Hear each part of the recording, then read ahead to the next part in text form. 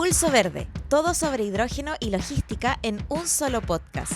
Bienvenidas y bienvenidos a un espacio creado por Conecta Logística para conversar con diferentes actores relevantes en la industria del hidrógeno verde y sus aplicaciones en la cadena de suministro y el transporte de carga.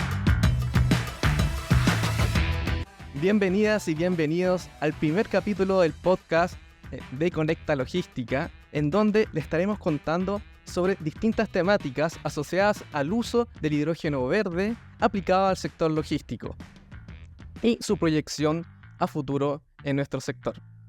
Mi nombre es Javier Rivera y estamos junto a nuestro invitado muy especial, quien es Patricio Lillo, para conversar sobre el estado actual y desafíos en la formación de capital humano en el sector logístico asociado al hidrógeno verde.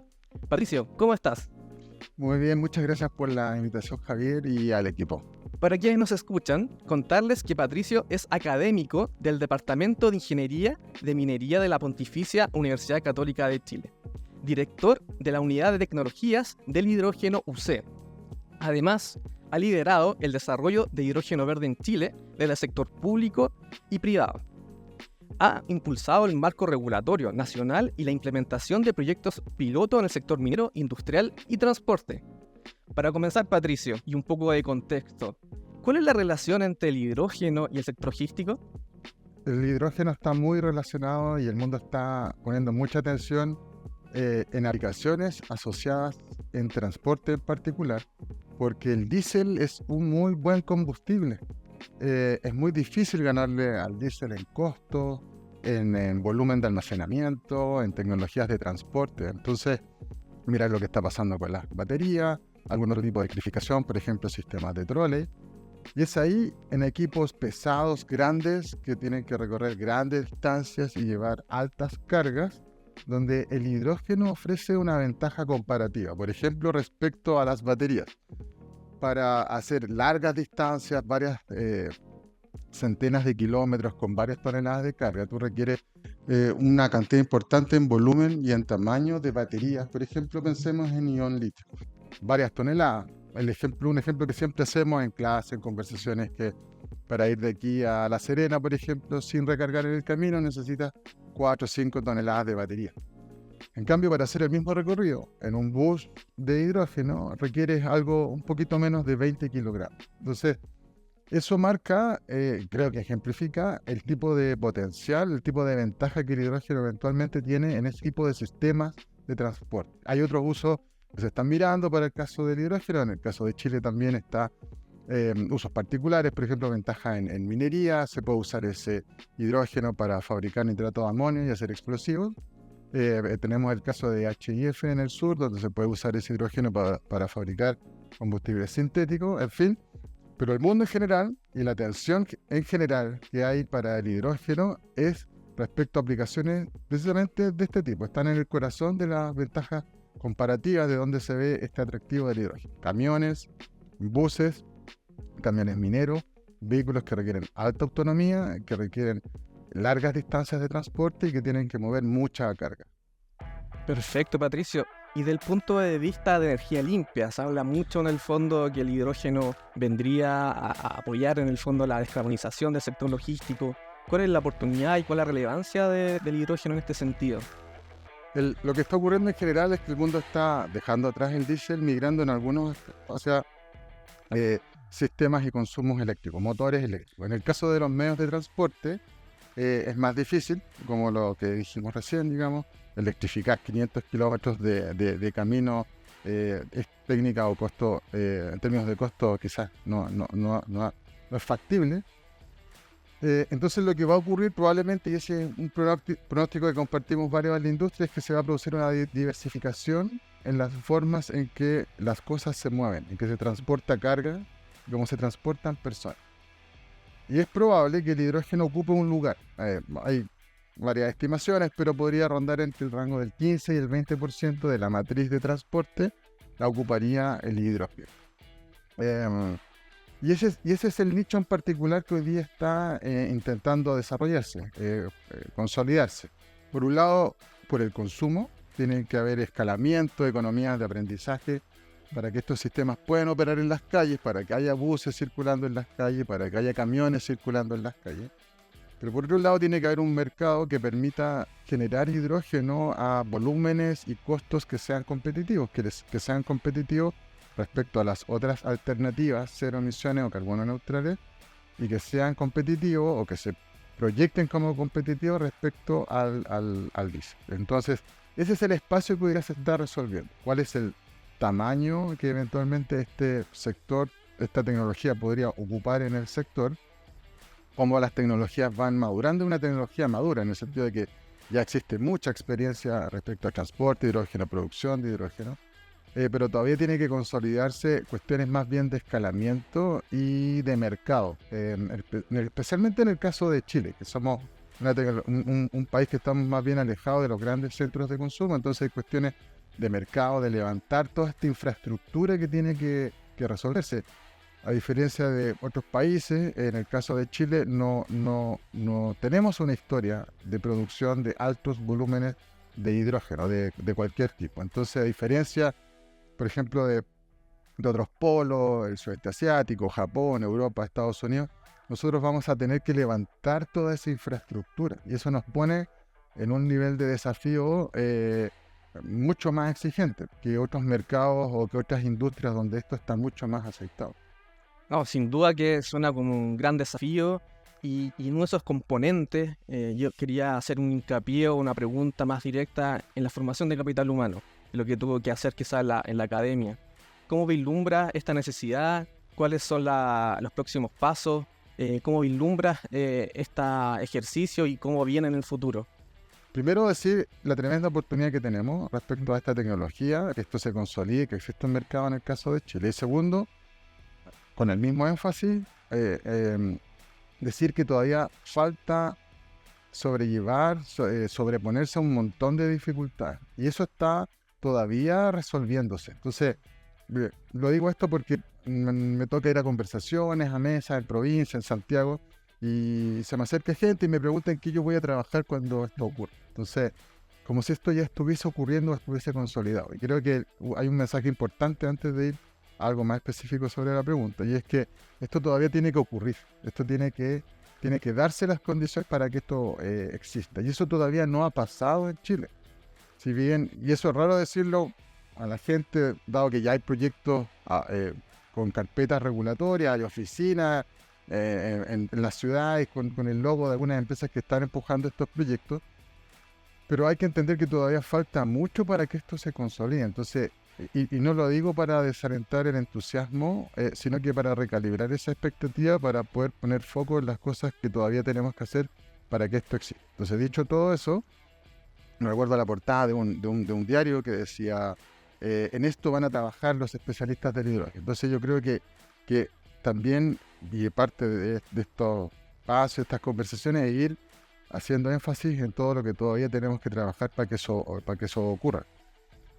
En particular no se necesitan, si tú me dices cómo llevamos esta conversación, ¿se necesita una especie de ingeniero o ingeniera especialista en hidrógeno? No, eso no existe en el mundo en general. No se estudia el combustible gaseoso en particular, o líquido, o lo que sea, sino que ya hay un montón de competencias en la industria, formación profesional y técnica en Chile y en el mundo, que pueden ser trasvasijadas hacia el hidrógeno. En Chile existe una muy rica experiencia en hidrocarburos, en el Punta Arenas, en metano, en gas natural, en el norte de Chile. Entonces todas esas competencias son aplicables y son primas hermanas de lo que va a ocurrir en el caso del hidrógeno si llega a consolidarse. Entonces lo primero, la semana pasada hablaba con una persona que había tomado uno de los diplomados, que es técnico en operaciones en una planta de refinación. Entonces me preguntaba esto mismo: ¿cómo yo puedo, me interesa, quiero ir hacia allá? Y creo que lo que sacamos en limpio más importante es que todo lo que él ya está haciendo y aprendiendo va a servir para la tecnología particular de hidrógeno. Entonces, uno, fue muy largo, ya. Dos, sí se necesita conocimiento y formación específica, por cierto, que tiene que ocupar ciertos espacios. Por ejemplo, todo lo que tiene que ver con regulación y operación. Hay distinciones, hay cuestiones normativas, hay cuestiones regulatorias, hay permisos, hay hay proyectos de ley que van a implicar que hayan diferencias, por supuesto, los fenómenos son distintos, etcétera. Las universidades van a jugar un rol importante. Ahora, esto es algo general, digamos, pero no quiero volver a llorar aquí también, pero las universidades no se caracterizan, los profesores no nos caracterizamos por contar con grandes recursos para formar laboratorios, para levantar infraestructura y hacer esta formación. Entonces, yo veo que va a ser un proceso más o menos lento. Afortunadamente, como te decía, hay muchas competencias de distintas especialidades que van a confluir igual en la industria del hidrógeno para alguien que está interesado en, por ejemplo, migrar a esta tecnología o saber qué pasos dar. Sí se va a requerir formación específica en regulación, en operación, en levantamiento de infraestructura. Y esta otra característica que también conversábamos la semana pasada con esta ex estudiante del diplomado. La industria del hidrógeno se caracteriza por grandes inversiones, se va a caracterizar por grandes inversiones, altos volúmenes de producción, almacenamiento, pero no va a ser tan intensiva capital humano. Entonces, creo que también hay que ponerlo en perspectiva. O sea, si bien puede llegar a ser un porcentaje importante de la matriz energética, respecto al capital humano también hay que mirarlo con equilibrio, digamos, hacia dónde va a migrar. Y desde el punto de vista del sector logístico, que entendemos que algo que viene, ¿tú ves que igualmente se requiere en el fondo formar, quizás qué tiempo en el fondo se necesita para formar este capital humano o adelantarse en el fondo en el sentido de estar proactivamente pensando en esta adaptación tecnológica? Esto, no sé, estoy preguntando, tú mencionabas que no era una carrera nueva, sino quizás una actualización, pero eso, ¿cuánto tiempo requiere alguien que quiera tomar la decisión? Mira, yo quiero especializarme, ¿en qué parámetro me tengo que especializar? ¿Cuánto tengo que estudiar? ¿Cómo eso es la práctica? Pensando un poco más al sector logístico que está en el día a día ahí trabajando y sabe que quiere migrar a energías limpias. Entonces ahí, ¿cómo sería tu visión respecto a esta recomendación o cuál es los siguientes pasos que quería tomar estos nuevos profesionales? Veámoslo en dos escalas. Primero, para que todo esto exista tienen que haber proyectos. Tienen que haber proyectos pilotos. Entonces es muy importante el rol que juega el Estado y la industria para que esto pase, para que exista esa formación de capital humano. Entonces, cualquier sector, empresa, rubro que esté pensando en migrar en esta tecnología debe preocuparse y participar activamente para que estos proyectos existan. O sea, para que existan personas, operarios, ingenieros, ingenieras que hagan estas evaluaciones, que aprieten esas tuercas, se necesita la existencia de proyectos. Entonces ese rol es un rol que excede, digamos, las capacidades de cada uno formativas, sino que también tiene que ver con un rol que las distintos stakeholders, agencias del Estado o el sector privado toman esto. O sea, tienen que levantarse recursos, tienen que haber incentivos para que estos proyectos terminen existiendo, se terminen implementando. Entonces, ¿cuáles son los incentivos que se dan en términos de inversiones, tributarios, de estabilidad en el tiempo? ¿Cómo se acompañan esas inversiones para que estos proyectos logren existir? Entonces, eso es fundamental, sin lo cual nada de lo que viene abajo va a ocurrir. Ahora, respecto a cómo una persona puede ir encaminando su formación para ir mirando lo que está ocurriendo en este sector, hay mucho que hacer. Están los diplomados de formación. Hay un montón de cuestiones que se pueden hacer. Hay un montón de asociaciones especializadas en seguridad, por ejemplo, en regulación, en operación, que hacen seminarios, webinars. Muchos de ellos son gratuitos y ya se puede ir avanzando en esa dirección. Entonces, en términos personales, sí, lo primero es ir mirando qué opciones de formación existen. Nosotros desde la UC, por ejemplo, tenemos un par de programas. Existen otras universidades haciendo lo mismo. Por ejemplo, la UC tiene un programa que sale un poco antes que el nuestro, que también está asociado a esto. Entonces, sin duda que eso es vital, el incentivo, estar pendiente de tu propio desarrollo profesional, y existen algunas alternativas, pero vuelvo a hacer el punto, es un rol a distinto nivel y escala de que tenemos que lograr que estos proyectos vayan existiendo. Y por otro lado, muy cortito, pero tiene que ver con la formación personal. Las empresas también juegan un rol importantísimo en esto, lo están haciendo. Hay empresas que son monstruos, digamos, de la producción de hidrógeno y sustancias similares en el mundo que están aterrizando en Chile. Tienen, por supuesto, programas súper activos, lo están haciendo. Así que también les invitaría a qué es lo que se está haciendo en esas empresas. Muy interesante porque muchos actores a veces mencionan esto, el huevo a la gallina. Es como tengo que traer, por ejemplo, un camión de hidrógeno, pero no tengo las personas que van en el fondo, a operar en el día a día, cómo va a cargar. Entonces tú, si entiendo bien, del punto de vista de la colaboración, estos proyectos deberían ser más integrales, que tengan estas componentes, en el fondo, no que sea como una u otra, sino que en verdad, a través quizás de la colaboración, y quizás tú mencionas cómo podría llevarse a cabo eso en la práctica para los primeros que van a tirarse a la piscina, por así podríamos decirlo. Ahí, ¿cómo es tu visión respecto a eso? Estos proyectos más colaborativos, vincular, pueden sonar algunos distintos mundos, ¿cómo sería en la práctica? Súper bueno el punto, interesante. Yo lo primero que diría respecto a cómo empujar este tipo de proyectos y pensando también en el sentido de ustedes y me imagino a quien está focalizado también la conversación, yo diría que hay dos mundos en el hidrógeno en el caso de Chile. Por un lado están los proyectos de producción para exportación, que son los proyectos por volumen mucho más grandes, que son estos grandes anuncios que se han ido haciendo en los últimos años. Pero en la bajada práctica, esos son empresas con espaldas financieras y técnicas súper importantes y relevantes. Cuando llegan y aterrizan en Chile, llegan con todo también su experiencia y capital humano detrás. Pero también está el mundo, y ahí nosotros hemos hecho harto como grupo, en mi experiencia de trabajo, asociado al consumo local de hidrógeno. Por ejemplo, usos finales, camiones, buses, etc. Y el estado es distinto, y la situación es distinta. Por ejemplo, Chile no tiene suficiente demanda agregada para hacer un mercado atractivo. Por ejemplo, si yo contactara a proveedores para hacer alguno de los pilotos que hemos empujado o en los que hemos participado o intentado cerrar, si llegas con una oferta de compra de 1 o 2 camiones, la verdad es que no eres un cliente de interés para algún proveedor afuera que está intentando colocar docenas de equipos, cerrar docenas de equipos vendidos en algún contrato. Entonces, hay un problema de demanda agregada, que es una de las primeras cosas que aparecen. Entonces, una primera recomendación respecto al levantamiento de estos proyectos, lo que decías tú, los primeros que se tiran a la piscina, es identificar bien cuáles son esos partners locales que te pueden ayudar en esa parte específica de la cadena de valor. Y ahí el escenario se reduce bastante, no son muchos. Entonces, hay un aprendizaje que tiene que ser rápido, para detectar esos actores. Lo segundo es que también ser el primero implica una serie de riesgos. Pensemos, por ejemplo, solamente en mantención. El tema asociado a mantención, a respuestas de mantención. Hay un riesgo intrínseco ahí que también está comenzando a cuajar en el caso de Chile. Es decir, ciertas condiciones o exigencias de mantención. Tener a alguien sentado ahí en 24 horas, por ejemplo, si falla algún tipo de sistema o equipo, quizás van a ser exigencias de estos primeros proyectos. Sigo pensando en proyectos asociados a consumo, uso interno, camiones, buses.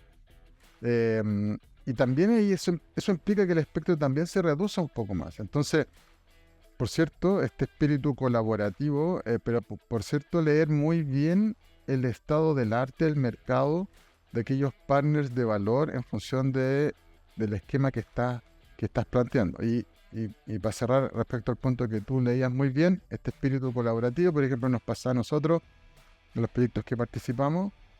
Si bien puedes estar pensando en consumo de hidrógeno para un bus o un camión, hoy día en Chile, sorpresa, no existe un mercado de hidrógeno verde. Una de las primeras cosas que, por ejemplo, choquean cuando abrimos nuestro diplomado, conversaciones de ese tipo, dado el ímpetu de la conversación, es que no existe un mercado de hidrógeno verde a donde yo pueda ir y conseguir un par de docenas de kilogramos de hidrógeno al día. Eso no existe en Chile. Entonces, por mucho que estés al final de la cadena de valor, parte esencial de tu proyecto, pensé en un piloto financiado por el Estado, por Corfo, que tiene exigencias de tiempo, tienes que hacerte cargo de la provisión de ese hidrógeno. Entonces, quienes primero estén moviendo la aguja, avanzando en este rompecabezas, van a tener que abordar el proyecto de forma integral, por los riesgos que eso implica agua abajo en la cadena. Entonces, quizás va a significar meterse en la articulación, en cómo construir un consorcio colaborativo que permita garantizar la disponibilidad de ese hidrógeno a un precio razonable para el fin del piloto. Entonces es muy acertada esa palabra que ocupas de colaboración, porque por mucho que estemos en la etapa final, aguas abajo de la cadena de valor del hidrógeno, dado el estado actual de las tecnologías, de los proveedores, las condiciones comerciales en el caso de Chile, se requiere una mirada integral. No te puedes disociar de ninguna de las etapas de la cadena de valor. Perfecto, Patricio. Y en este contexto bien desafiante, ¿qué le diría a una persona que del sector logístico que hoy día quizás está escuchando nuestro podcast y dice yo quiero especializarme o quiero enterarme más de este rubro? ¿Cómo sería tu recomendación pensando de aquí 5 o 10 años? ¿Qué le comentaría a esta persona que está más interesada ahora en esta temática? Bueno, lo primero, pensando en distintos actores al otro lado. El diésel va a desaparecer. Yo creo que es muy... viene ahora el Summit de hidrógeno ahora en Rotterdam. Cualquiera que esté interesado participando activamente en esta industria está a un viaje de distancia de Alemania, el mismo Rotterdam, Ámsterdam, para entender que el diésel va a desaparecer pronto. La discusión en el caso de Chile es cuándo va a ocurrir, pero no hay marcha atrás. Entonces, creo que la base de lo que vamos a discutir sobre eso se tiene que apoyar sobre esa idea. Entonces, esto va a ocurrir. Entonces, ¿cuáles son los caminos que vamos a tomar en distintos planos para migrar hacia esta transformación? Entonces, es un tema muy recurrente, por ejemplo, en las empresas de generación termoeléctrica. Cómo convertimos a los trabajadores, a las trabajadoras hacia estas nuevas tecnologías. ¿De quién es la responsabilidad de eso? Entonces, lo quiero plantear en ese primer plano. El segundo plano es comercial. Yo participo, me refiero a alguien, estoy hablando en nombre de alguien que esté escuchando el podcast. Soy un ejecutivo, una ejecutiva de este rubro, tomo decisiones que afectan a un montón de personas. Esto va a ocurrir y va a ocurrir porque además se va a exigir. Constantemente vemos, a mí mismo me ha tocado participar en empresas, grupos, consorcios, en que estas exigencias van a ir aumentando cada vez más en las licitaciones, por ejemplo, que se van a hacer en el sector minero asociado a transporte. Nos ha tocado trabajar como grupo con empresas de transporte, están haciendo sus hojas de descarbonización y esas metas existen y hay cargos cuyas responsabilidades dependen de que esas metas se definan y que vayan ocurriendo. Entonces, creo que es muy importante también en esta segunda bajada que se interiorice de que este cambio va a ocurrir, ya sea por iniciativa propia o porque se te va a ser exigido. O sea, hay metas específicas asociadas a misión alcance 1, 2 y 3. Entonces esto va a ocurrir. El mundo ya está ocurriendo y en Chile va a terminar ocurriendo. Tercero, el plano personal. Que es un punto al que hemos vuelto una y otra vez. Formación de capital humano, en el caso de los programas que existen en Chile, hay varias alternativas. Yo creo que todavía cojeamos y vuelvo a insistir que se debe a principalmente la falta de proyectos pilotos de distintas escalas que han retrasado un poco muchos aspectos. Ni hablar del tema de los permisos, infraestructura, aspectos comerciales, pero también la existencia de espacios donde poder hacer esa formación de capital humano. Un pequeño ejemplo, nosotros tenemos conversaciones para asociarnos a formación de aspectos específicos de la cadena de valor y nos quedamos un poco cojos, entrampados porque no tenemos espacios donde hacer esa formación. Dispensadoras, por ejemplo, que son la última etapa de la cadena de valor donde el hidrógeno se pone arriba de un tanque. ¿Dónde llevo a una cuadrilla de personas a capacitarse 50 horas en temas asociados a dispensadores en la práctica? Entonces estamos cojos en ese sentido. Entonces, mantenerse atentos, seguir pendiente de lo que va ocurriendo, pero creo, y vuelvo ahí, que el rol del Estado y el rol del sector privado es vital. Y yo creo que quizás me gustaría ver más claridad y más recursos puestos en esa transición. Y en ese sentido, Patricio, ¿esto pasa acá en Chile o también a nivel internacional que ocurren estas brechas? Quizás pensando en este profesional que está interesado, la recomendación es que quizás tenga que ver a ir al extranjero, o Chile tiene un potencial importante, dada la relevancia con la producción de hidrógeno verde, que ve un potencial en Chile que después esto se va a ir generando y Chile tiene un potencial quizás de formación para capital humano y hidrógeno verde. En ese sentido, ¿cómo vislumbra esas alternativas para alguien que está pensando, quiero especializarme en esto? Quizás qué alternativa tengo que mirar. Yo insisto con el punto de que si hablamos sobre alguien que quiere especializarse en este rubro, migrando de otro, eh, no hay que poner la carreta delante de los bueyes. Yo creo que ante todo estar atento, atenta y pendiente de la consolidación de la industria. Creo que respecto a lo que hablábamos, las expectativas y la calibración, eh, es primero estar disponible a esperar lo que haya que esperar para la consolidación de esta industria, que desafortunadamente yo creo que nadie va a poder hoy día decir a ciencia cierta cuáles son esos plazos, cuáles son esos tiempos. Pero primero tiene que consolidarse la industria. Yo creo que eso es lo primero a lo que quienes quieran migrar a esta u otra tecnología e industrias sustentables tienen que estar atentos. ¿Dónde se están produciendo esa consolidación? Quiero volver a hacer el punto de que en el caso del hidrógeno verde es algo que todavía está en proceso y tiene que cerrarse. Entonces, ante todo, estar atentos, estar pendientes, pero creo que respecto a la calibración de las expectativas, no puedo detenerme o comenzar a hacer sugerencias de formación sin antes resaltar y repetir 200 veces de que antes hay que estar atentos a la consolidación de la industria. Con todo lo que tenga que ocurrir en formación de capital humano, del sector privado, académico, etcétera. Pero ese es el foco y la atención donde tienen que estar puestos los ojos a quienes estén pensando en migrar.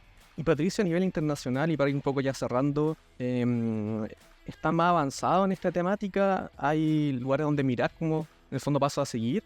¿O en verdad el mundo está involucrado en esta quizá aventura de cambio tecnológico y adopción en el fondo de este energético?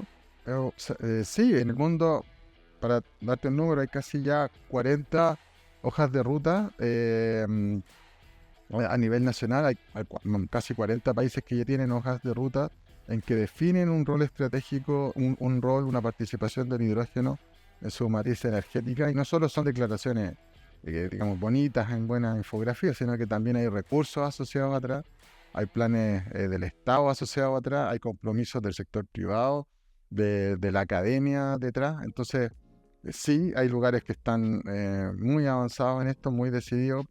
Por supuesto, voy a nombrar un par a propósito de este viaje de la otra semana, pero Alemania, por ejemplo, es un lugar de Europa en general que está apostando muy fuerte al hidrógeno de distintas formas, incluso de distintos usos de hidrógeno.